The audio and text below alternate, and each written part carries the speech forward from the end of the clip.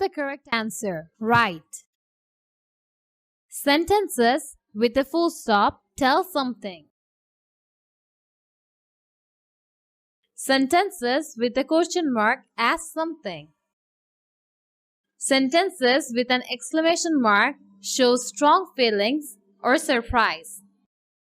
Do activity A from your textbook.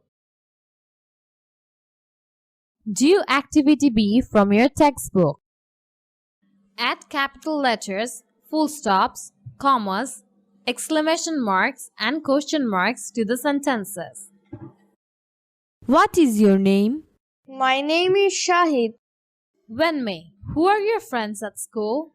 Rina, Ruby, Maitun and Kamal are my friends at school.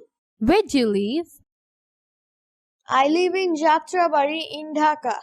Do you have any brothers or sisters? I have one sister. Wenmei. What is her name? Her name is Mariam. Whoa! My sister's name is Mariam too. Pair work. Ask and answer the questions in Activity B.